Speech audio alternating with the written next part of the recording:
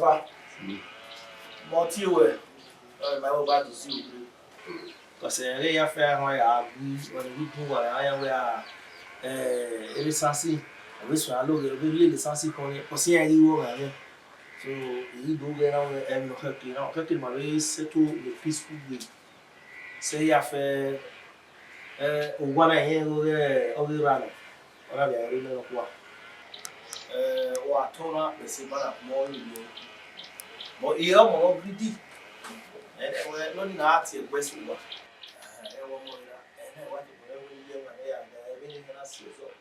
And what I pass it, up one passage with the owner who I did not. They would the palo you know, because you are not greedy. And you got another okay, good enough. Can up back. Do what we will get up our look. So, brief way it's not too loud in this house. Wow. Something. Sir. You are checking it. I can't take with you. Yeah, but my baffle, I did not check it. Then we tell them it's no sound wet for my ear. Do you know my son? Oh, why you are one. One day you are what you are. Something. I do to better. There's no way something. So we wouldn't even matter. Hey, I see, I'm going to was in the one. Give me that one peacefully. You want greedy? Well, ah, Baba, greedy. But then we're right. You don't know Baba, and when I something where I see me question you, why not to go to say nothing can be one more. I'm going to where you are. Check your makeup in bits. Give me a favor. You also to ask me, give me a draft for help me now. Now you'll be your home. The problem at all. The better one will greet you. Oh, I said the palo baby. What are you move? I don't care. Greedy way. Where no sooner. When we are taking Matana, very money the peace. Just my greedy father. I say, what mobile or say, what am I? Or large, or beggar the way I feel good away. Near going by fire, I was able to be up no one. When he for your position, a heavy baby home, or make me a valuable Mahoma. You know, one way, one up, and your way, or after I lay any big over, do 3 days to park. Or if you don't park, we do fairness work. Alright. So, we work alright, that's it, no problem. Let me alert you. We wake up and what's saying. Now, keep it for your mind. You break banner 1.5 million. Good. Without with your million. Yes, that is send father said to sell the house now. If that you something said it or me said it. But who first said that? Carry money go.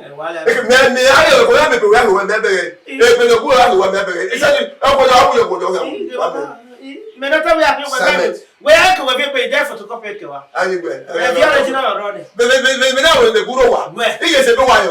That is your pass. Okay. No one again. Okay. When we that, make what have you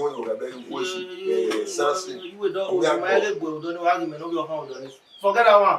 We come away. Alright. Yeah, we're going. You won't do.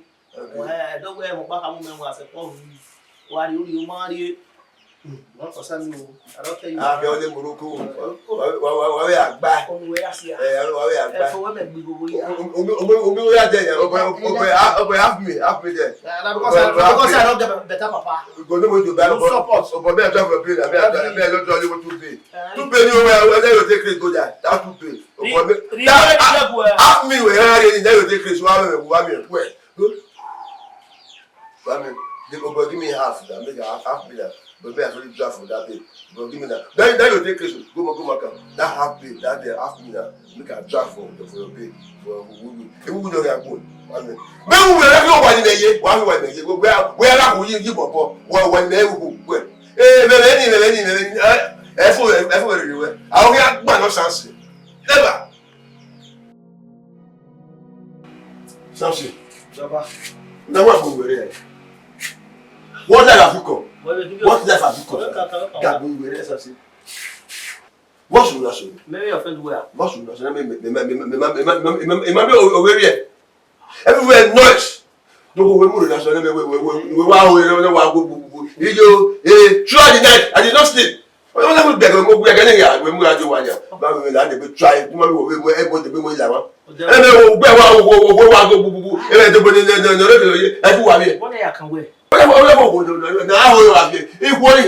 When we sense, all I go there, wherever I go there, the other boy, I'm here. So, where they go at all?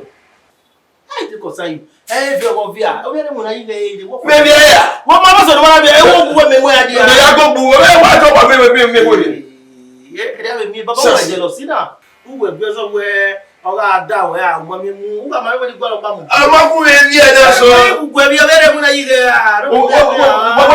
we mu re u be dia me be ta ke mo o na ma we no so le kia we wa ho ya so a if na you dey do na o kra da to sasi we wa ve fe eh fe do ko yo gwa mo ne we bi wa so na we jealous na o na jealous we bi wa ki e fe wa ba wa mi a yeah we o ni ari wa bi le ja no ya we ya mu be ka wa do awe what do you have anyway? We go. Shashin, we watch the Muruku, we watch the Muruku, we watch the Yamu. So now you're going to carry woman. Oh, I'm not jealousy. Stop it. Let him know. One young boy, let him go. Tape, only me would have very near. I will go. He have to become a woman. Yeah. Oh, dear, walk it back. I walk it back. Good try. Anything on your way, I try. Maybe you are going down. Can't talk. Everywhere, you are going to control. What am I saying? Now your life. I don't understand. Now, for me, see, I'm going to call him. They're not going to have more. Because before call. I didn't want to have you before. I'm not here. Well, make you. I'm not here. We'll never do the crap put away. What will never be a go? Is that enough? Oh, very well, crap way. Now let me work for that. Why am I going to any woman who are there? If you may have a we have a good Yahweh. And now, it's at the woman. Our work. I Saturday. Ah, you dare try to get. Oh, now your left where the walk. It doesn't there you go. Hey, and here are jealous of me. Jealousy that me. Now because you know the figure woman. Imulema, Imapio, Imulema, the writing no matter where near Mopuri, ya beg ya money no put it go spoil body for the present obviously like okay voilà I don't tell you that you go where this up you na me o get no go atama me e ko ye ki ado agi wa ha ba wu set mo ko ni ku e gba lo pa de take you to the purpose for you not head down do we wait na wait o ba se mu le wa igba kwa igbo ki awa we ask ya we ask wa ere ki we di ba na today you know is a kiwe as a I want for me. Don't do. Oh, must have broken. I know from everybody just spoke. They are more party. As you are, we must have broken. But we are here. I might beg a more. I tell you, I go with joy. Big prick. We must have broken. We go to get one assassin. You will not say my head, but you will have a oh, what was it we here?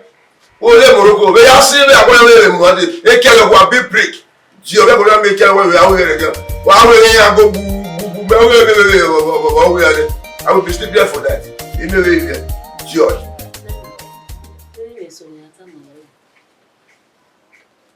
What one of them?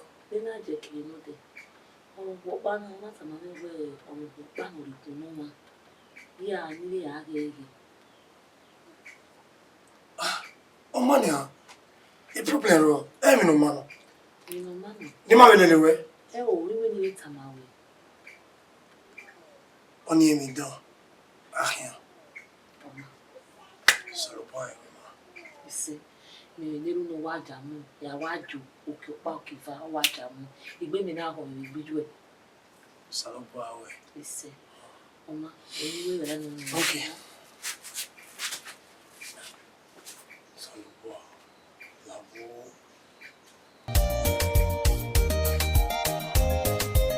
La Samson. Where obi ra ba obi ra bi mu. So mane na lo ma ti e ma e ki mo e ke dina. Ma bi ko ka e o no ra bi mu. Ana ta se lo we ni bi mo ni a ni ile ata se. where or I will soon. Ana me we ake osun e mo ma be we odi ahin we mo dun na do na awa amuya e ga wuyo very good e do ti we we are we so e we we are go through and say we are not free, we are not exempted from those street activities in this area. Yeah, we no be careful to say I know as no na me so we aka we something we dey behind do around do na and mo hear say that your father e be do be do keep that in your mind. You hear that? Baba, we na tin balance na. Me balance. Oh my short me na. No. The balance me na. No, that balance. Wait, did you have work? You are a thief. You are a stoler. You are a thief. E pa we me wuna. I want to go we me wuna. Me hear one. You see, e we matter of reason na. Not dey follow me the reason now. That also if you said or said something. Here we wuna. We if I we map we you and me so what they were ana ka we mo ariga mura ana ka we basu. Ana mo ariga. Yeah, and I mean, honestly, ain't no one. He didn't do very well. He didn't do very well. I beg you, say me, I went to where you. Who will learn on that? Sassy, but maybe I don't know. Let me tell you one thing. I'll be denied. I beg you. And then all said, and I'm wearing when I told you where George is something, you go down to remain inclusive for 5 years. I said, George Aga, George Aga. That family too small. Make her 50 years productive. You want to we because me I you can wear. And you know yeah, me wear me right. You can wear family business and my you my George, this is my son. He's a thief. Make it 50 years for prison. Make it die for him. Me wear George, this is my father. He's a thief. Make it 100 years. Let die in prison. The crash. I want to what do we? Damn it. Man, let that for me. Say papa. That I will be paperless to you. Where me when it be a situation where you have the police where my mama bara. You back off your bed or go away. Where you go no. To kiri. We are going there. Yeah. What you have to do when you are whack. To make I'll go station. You can't buy the go station. What time you want? No, you be I will back how you saw him. When station be go the station. Now the police are happy way. You go back code off there how you will the station. Come out go around there like what you go. If you that we have Aji. Why you here with Mugari? Ijo le ni. Igi se ba. Ona fa ba ona fe opa no ye na. Oyi si bi me ro wa ji opa oria. Ona sa mi na woni wa. No do vie vare mi. Ono pa ye na epa mi. Owi a woni we waso.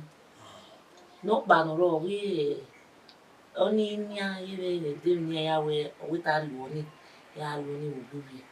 Na ya mo me. Many baba na na. Where you feel mo. O sano erun e ma ve ni ke o ga mi erun. Ise o bala o ni mo bo me ru da we o ja ni jo di amo wa na ogun gbe. Ale wa duwe mo. O me ro ji e we o do ma bi e ijo da fun we do a e le gbe o we wa ni. O ja lori me bun gbe.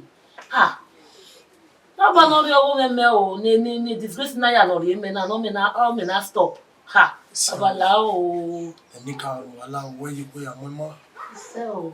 Gawe me we ohun ma we ya ona ni a. Ase aro. Ise iba mo ni. Ya je deria e na me. Gai. Ya ko bo bi. O sano bo awe.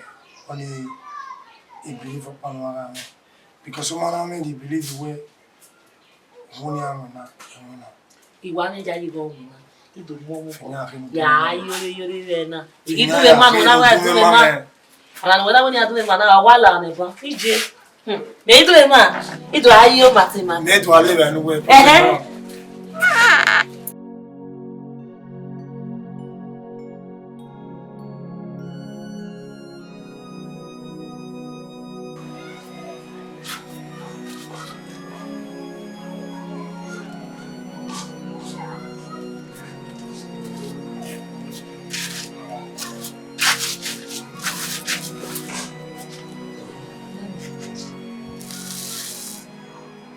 Osun ebi na we me wa sera ana he lo po no bu ri Ìwé mi lọ pa. The motive me ba. Nene. Wo sunu. Tama ni sunu. Mete we na dem we amuzu we de. Etini. Wo se no mana yo. Etini. Wo se ti yo. Você. Nene. Ku ba tele wa yari kun. Ku ni woman ni bi omi. O yen fu. Bira agba ni bi anje. Kí ló ike wo kun ni? Ima be le re send ro pa. O ma sunu. Egbe ogbo me ti ye ti jo. Gi mi ro pa fi we ko we ri e.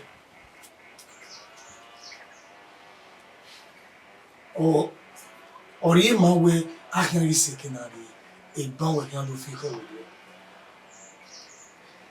Beno aru lese o mana sere no sakaye o se bani awon ewe ko e we eto pa o saye wo Dele no he. sebe Ai, de rodim na na yoja ha rodom na yoja koja ngweri biye bena rodomo eba seba sebe azegbe sege no takaye muda ege no sakaye no mana sene eme no lese ekinu sabu base osoe seya okay emu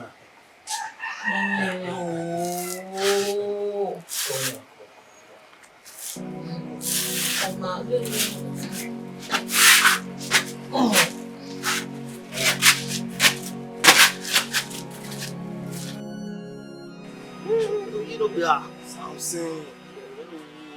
Me have a year now. I will ma. Who no me go in Ataban. Ba we ru we na no. All your friend you are. Oh. Wo fi de ni a. Very me report me ma we. Imaruwa. Na so ko eso, na seto. Ako eso biso. We try, we fi we. Understand. We adjust it. Uyi me kwa mother. So we very many when you go ma dey your we are still carry me for 3 hours keka. Ni me time we are we sansu we agbe. E mani, I dey boy your baba. Ogero buwe. Eri oje we ohu wa na agwi. O na ya same yunu. Omo na agwa. Awa tie bone. Otobom awem awa anywhere mi ropa deru we na do bo wa atalo ogbi otebonu we ebori amagbuwe we fi were Ni me ya nya we yo ni kada. Wa be do boy ya amaka ke we te ya ira lo Nuwe do ka wugu me ko ru mari wo man me wa mu ye ko me be wo na we wa teme ma me wa ri me abi me and be no kai mana me fi were ame obo na we live wait alo we say he hone we ahore eri me we say o yone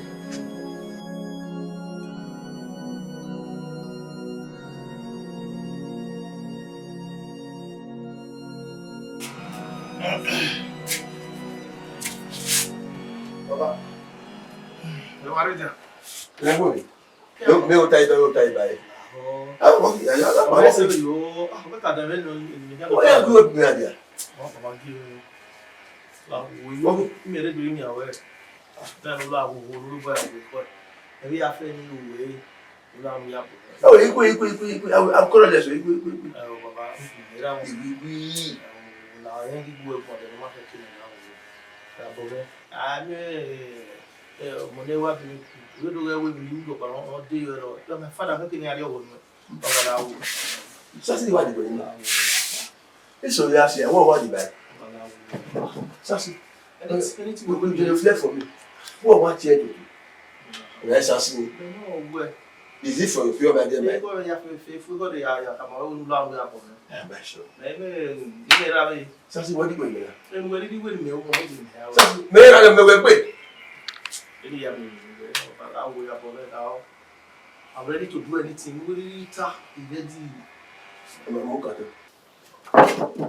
Oh. Mo ka. Me we be. Oh. Mo ka to. Ah. Let me see the thing the truth of the I'll give you another. Your friend will come. oh, they don't know where we are, maybe on the Arab side, you know that. Well, they will walk up with you. You know, Yeah, well, the one I'm not the Bobo. Well, among you will be a more Bobo, or no boy with you here. I forgive them. Yeah, boy. Yeah, boy. Yes. Baba, the right idea, my moon.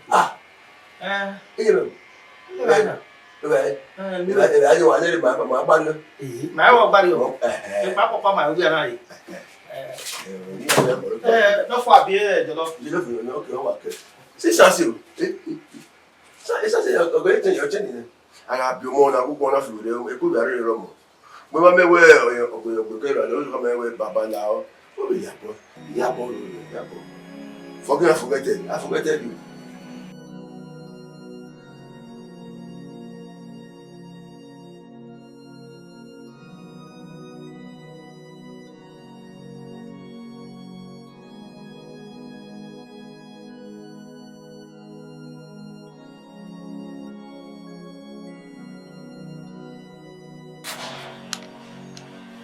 Okay.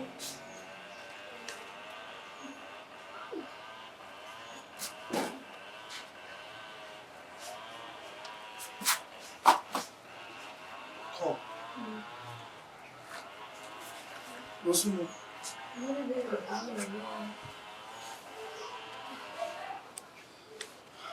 Why you with you when you're being okay? Those who can missing now.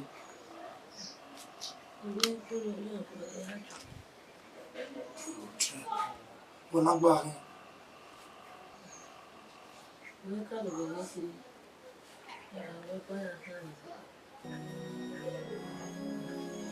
Yes, sir. Yes, down.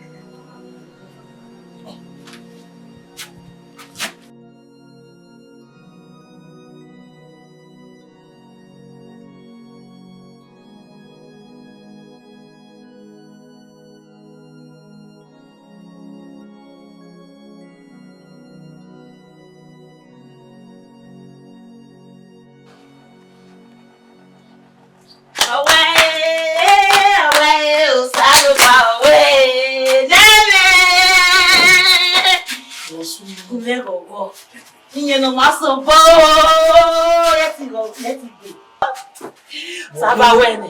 Inye no masobo. Hey, nani. Igi se baba. Ona le yo palati. Owe ni yo, ina yo. Ona le ye. Wa yo. Na le lawe. Owe story. Owe we gbede. Owe ni agogo ge. Ukigbera me na re. Oh, Baba West. Osalobua. Eni kawe ya fe wa wesi. Mama ye kwe mu e. Mama ye kwe mu ma. Baba West. Hey. Ya yo go wa se ti go. Nene. E come ya. Yo, Baba West. Hey. Wa ikhwene. Olori. Ya fi enya ya he. Yo. Ido dume banu e. La West. Omi o baba. Gay. Ya atije me. Atije me o mi.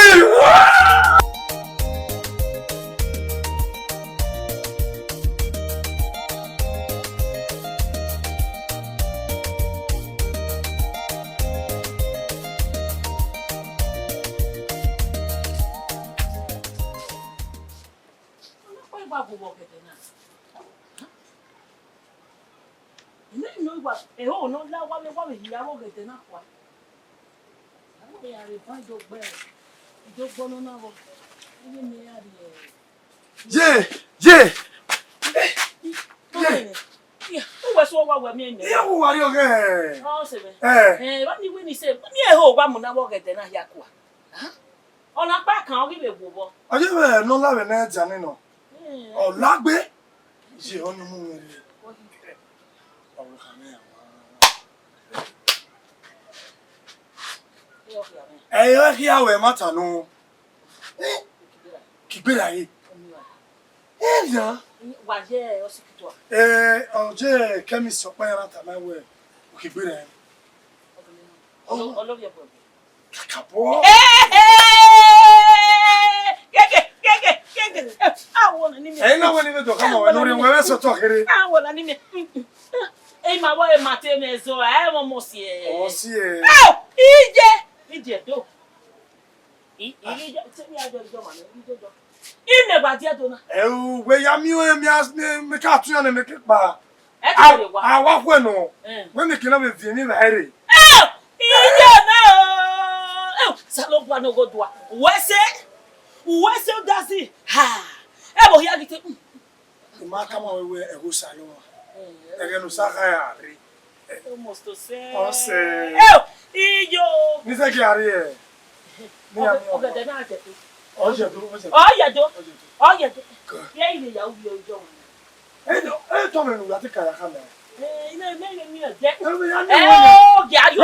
we ka me we ari re je to. We Mu dia ka me. ya gba be ra me gun. Ni te ba be tele to takere. O sabo wese le gbe me. Are ti. Ogede na wa je do.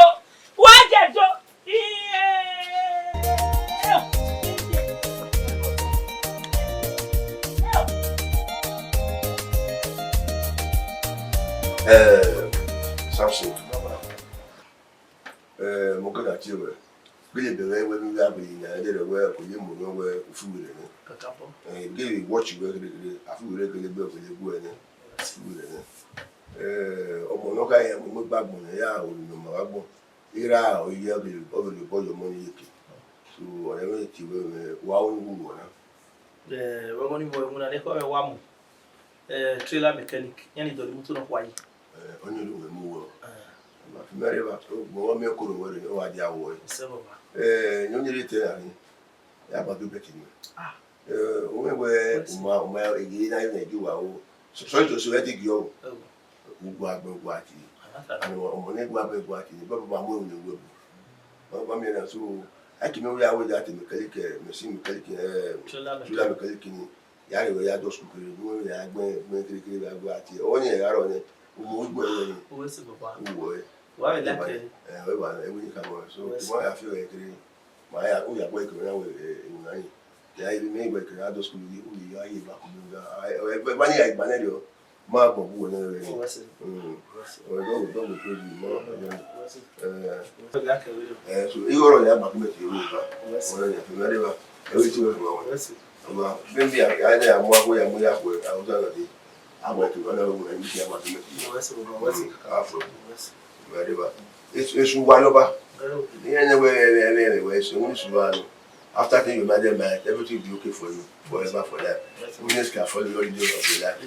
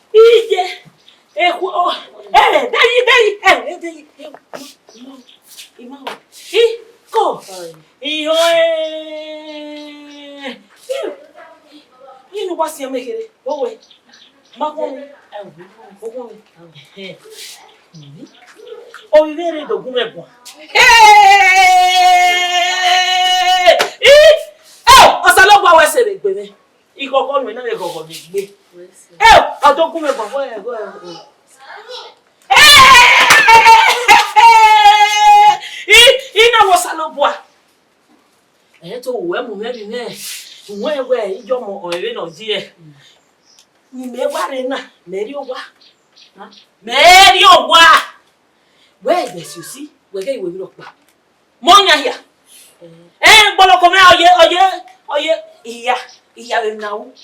Ya gun we awe ya. Okun we o. Le ba yo. Egbe bi buto. Bo we jo. Ya wo mi ya no wo kan me. We se. Le la e ja na. Le ba yo. Ika mo won me gbe me. Le ba e. Ya to bo mi anle. Ya la ni wa wo won pa. O je no mi esan yi. O ma ya pa. Ika mere o ba gbe no wa o ta odo. Me e de baba. O gbo lo wo kan do o bo mi ade do. We ma ipa o.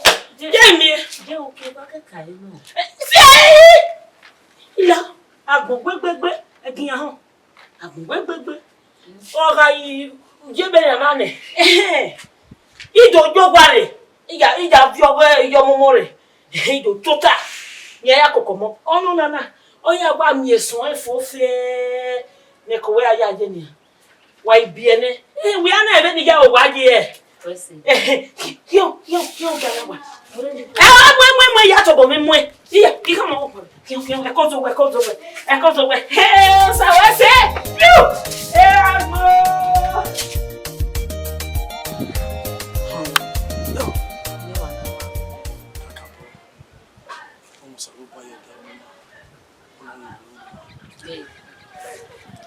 Enimi here wa tie omunai sapolo bi Ya ko no sapolo no ata mo aboko no oko no e mo mo ebe ko ni me na mi ne mere mi na mi oko no ya ha ni here usain ruda o ya fe ni ju eja mi sa bana ila ido ya kini o gogo yo me o sain ni no biano biawa no oko no ye wa be ge video iwari ni me bai o ga usa biano oko no gai won ni me to o sa bana to an na bi o mo na re ya ha we ni me bai we o sa to an o sain ru Weno eriri gaje moka money ne mo money ne oga ko mi o ya le buru je o si le yo